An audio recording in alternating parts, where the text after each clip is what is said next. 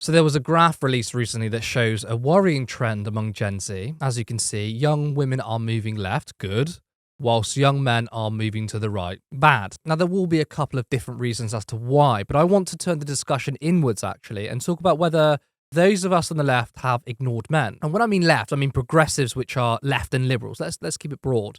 Now I want to be clear. I'm not saying that it's the entire fault of the left, which has meant that men have moved to the right, but I do think that we have ignored young men.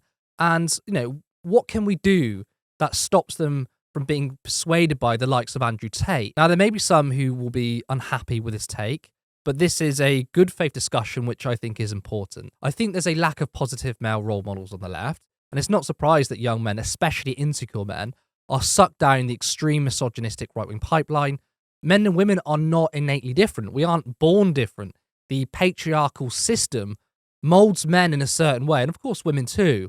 But men are also victim of this system. They are a victim of toxic masculinity as well. I don't think men are happy in a sexist world. Both men and women face sexism. Now, of course, women still bear the brunt mostly from this system. When it comes to domestic violence, women are disproportionately victims to it, but men are killed too. They are more likely to commit suicide, and I don't think it's talked about enough. Now, I've seen arguments from the left which actually take up right-wing positions. I've seen people say that men are innately more violent, they are built differently, they benefit from the system.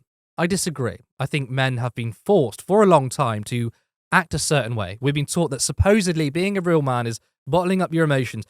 Just get on with it, don't cry. Yet I don't see enough of a discussion among the left apart from, well, the world is biased against women. Why the hell are we talking about men? Men are privileged. Why should we feel sorry for them? And I'm not saying most of the left or progressives are saying this, but I've seen enough. And we wouldn't do this with any other group. When someone pulls up a statistic such as, wow, look at the crime levels among black people, and the right will basically signal, well, it's in their nature, just, straight up racism stuff. And we, thankfully, will look at that issue in a way more nuanced manner, have a far better structural analysis. Is poverty and inequality a factor? Are they over-policed, therefore it skews the numbers?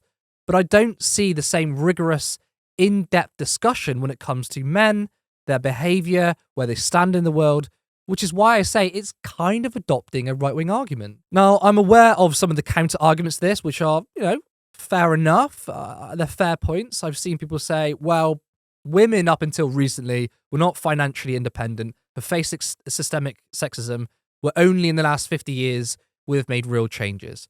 But you don't see women going down the same right-wing reactionary pipeline. I get that point, but again, I disagree. Feminist movements were born out of these sexist systems, so it's understandable that women will gravitate towards women's rights movements because that directly positively impacts their material circumstances. Many men think that the system is against them. We've had BS right-wing narratives saying, well, feminism has actually gone too far. What about men, hey? And when people, men, incorrectly think that they have become the new oppressed group, they're going to gravitate towards those who pretend to have their best interest at heart, which are the Andrew Tates of the world, telling these men, no, we feel you. You're not confident. You may be struggling with women. You haven't got it so easy either. And the problem is, women, you should embrace this ultra individualist hustler culture. Be selfish. Treat women like trash. Now, one is obviously right and one is wrong. Feminists that seek to create a more equal system to fight for the rights of women, that's correct. Right-wing groups that pretend that women are the problem, that is wrong. But you can see on both sides how men and women gravitate to what they think is better for them. That's why I disagree with the argument that men are innately more emotionally immature and they will automatically gravitate towards destructive views.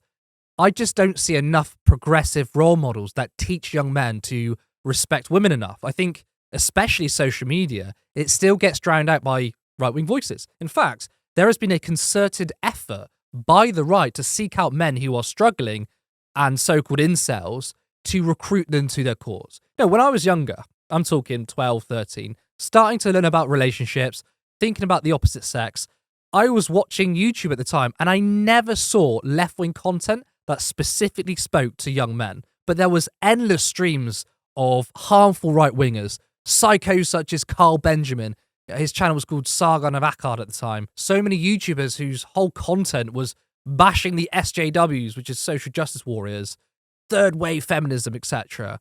And I mean, SJWs were like the earlier noughties version of woke. You know how the right constantly attacks those who want social justice as woke?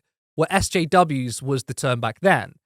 And they would offer overly simplistic arguments. Men and women are equal under the law, therefore feminism today is just about whining and it's just men hating. Obviously, that's a load of rubbish. Just because men and women are technically equal under the law doesn't mean we've abolished sexism, does it? People of different races are technically equal under the law, but it doesn't mean that racism no longer exists today. And if you're a teenager, or maybe even younger, you're hardly going to have a real complex view of the world. You're just going to gobble up those BS talking points. Now, thankfully, I grew out of those childish and stupid views, but not everyone does.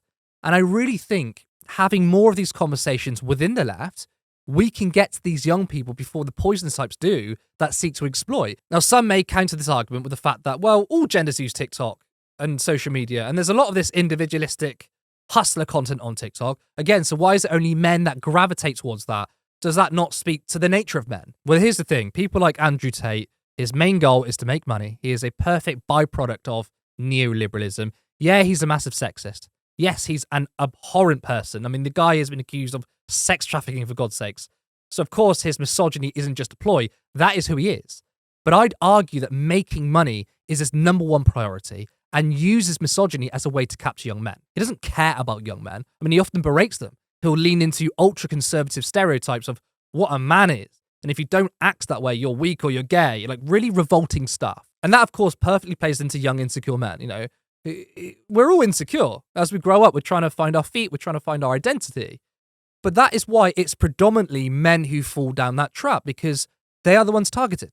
It's very unlikely that you will convince young women to your side by saying, women suck. So young men are farmed essentially for profit. Listen to me, give me your money, and one day you'll have money and girls. And what do young men want? Presumably you're straight. Girls. It's a very specific, seedy, and disgusting way of marketing under neoliberal capitalism.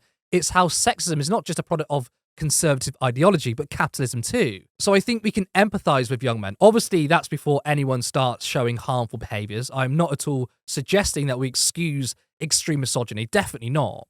But we should speak to these people and engage with them. Understand they may have issues with confidence, with their mental health, and show them how to treat women properly with respect and to not blame issues they are facing in their lives on another group.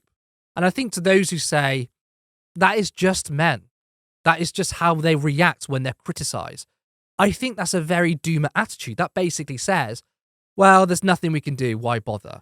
And I don't think that's a very left-wing virtue. I say we try and engage them better rather than dismiss it as, this being somehow undermining the cause of equality. I think it's better that we have more male feminists and more men with broader progressive social values.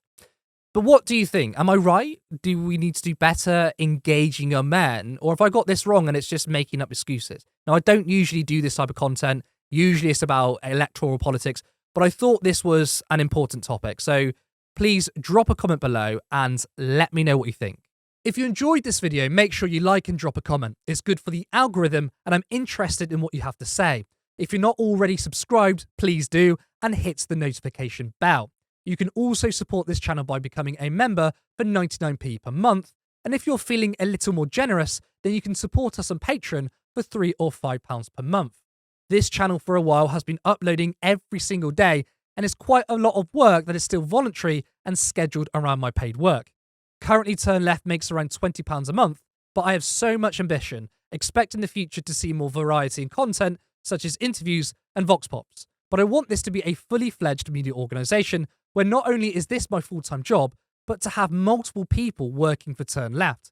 I like to see a live show in the future, more content that delves into culture, history, and much more. But that can only be done if there's money. So please, if you can, support us in any way that's in your capacity. And thank you to existing members, subscribers, and patrons. See you next time.